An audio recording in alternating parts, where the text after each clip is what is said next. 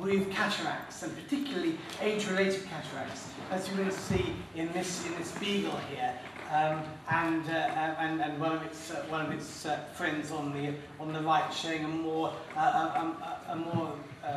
magnified view of the lens, normally completely clear, but with a cataract in the middle there. And we noticed that dogs that had a greater lifespan ended up getting their cataracts at a later stage than dogs that aged very rapidly. Great Danes get their cataracts by the time they're 6 or 7, and actually they don't last much longer than that, whereas something like a Jack Russell Terrier or a Poodle will last 15, 16, 17 years, and then will get its cataract not until it's about 12 or 13. And so I looked at 2,000 dogs and looked at what percentage of the population at each age range had cataracts, and then I was able to find out that the age point at which half of the population had cataracts. So that gave us some opportunity to be able to work out what's going on.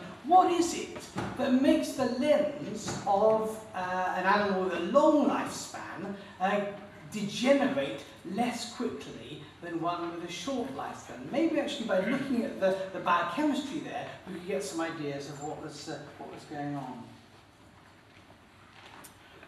If you think about it, the crystalline molecules, the proteins in the middle of your lens, are as old as you are. In fact, they're a little bit older. When you had your last birthday, the lens crystallines were already 3 months ahead of you, because they were formed about 3 months before you were born, and they haven't changed at all. Whereas most of the other all the other proteins in our bodies are continually changing. Our skin, of course, has a very short lifespan before it becomes the dust that we have to hoover up every day. The proteins in the middle of the lens formed 3 months before we were born and have never changed since then. But of course they have changed, because all the time we're looking, they're likely to have photooxidative changes from the light that comes into our eyes and comes through the lens. Because the proteins, the crystalline proteins of the lens, which are incredibly regularly arranged, are regularly arranged because they have just the right amount of water in the lens to keep the proteins exactly the right distance apart, in a sort of supercrystal, as it were. And they can do that because the crystallines have lots of SH groups, lots of thiol groups on them that actually attract just the right amount of water molecules. The trouble is, of course, that if we have photooxidation of those two thiol groups, we produce a disulfide bridge. Too many disulfide bridges aggregate the proteins together, and too many proteins aggregated together gives you a cataract. I know you guys will all be saying, oh, that's far too simple. And obviously it's simple. I could go on for hours and hours talking about this, but given that I've got 15 minutes, you'll be glad to know I won't. So you can see here on the left an age-related cataract, and that's because over time all those proteins have aggregated together and then have formed an osmotic gradient with water coming into the lens and causing you the cataract. And protein aggregation is the key thing there. What could we do to stop that protein aggregation? Well, thankfully, the lens has been designed so that the main protein, alpha-crystalline, is in fact a chaperone molecule that protects other crystallines in the lens against this sort of photooxidation. But as well, glutathione maintains the thiol groups in a reduced form rather than having them oxidized. And because of that, the glutathione isn't there on its own, of course. It's a sort of transfer molecule between the thiol groups and antioxidants, particularly dietary antioxidants. So theoretically, increased dietary antioxidants should play a vital role in stopping the cataracts from forming.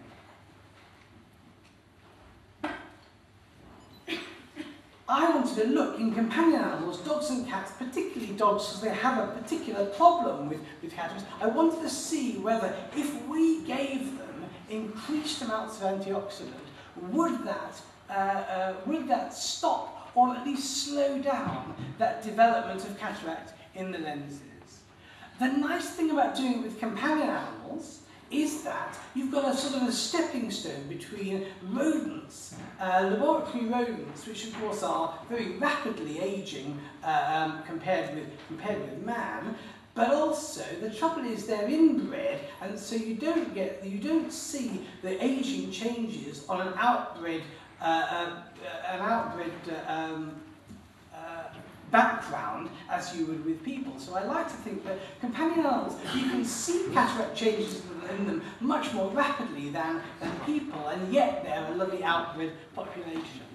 We wanted to use dogs as dog lenses as a model of seeing what happened with cataract formation. Also, dogs are used in many as a model for cognitive degeneration, but many of the cognitive tasks that are used to assess their degeneration are visually orientated ones, so having cataracts as well would have a potential deleterious effect on those evaluations.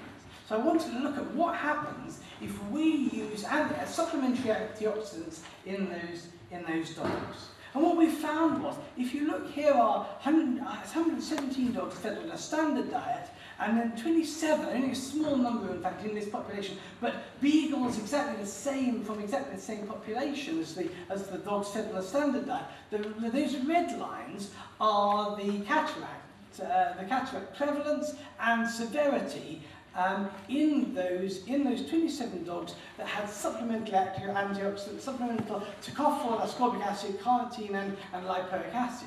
And what you found was there that the line for the cataract prevalence is shifted to the right. So the animals with supplemental antioxidants are getting their cataracts about 3 or 4 years later than the animals with normal diets. You might say, good grief, that's not a very big difference. But always remember, these dogs are living till 15 years old. So actually, an extension of 4 years of them having a clear lens is really a very important change in them. And similarly, as you can see, the cataract severity went down as well.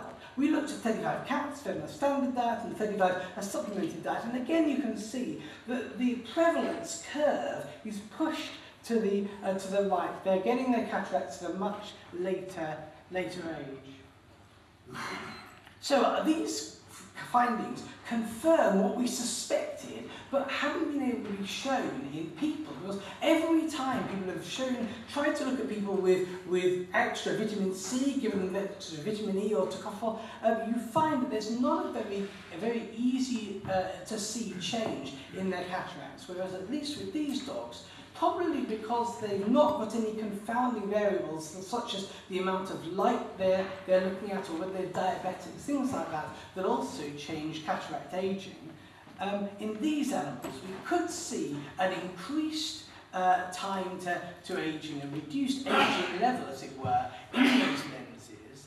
And as I say, because you might think that's not a very big difference, but actually if we could expand that to people with a much longer time period of their cataract development, we could have potentially a very big difference in their cataracts. And when you think that 4.5 million people in the world are blinded with cataract, and probably another 20 or 30 million severely visually impaired, if we were able to take on those clear lenses for another 10, 15, maybe even 20 years, we can have a significant change in the number of people who are blinded with cataract. So I'd suggest that a mixture of supplemental dietary antioxidants is likely to be a very valuable factor in reducing lens aging. Thank you very much indeed.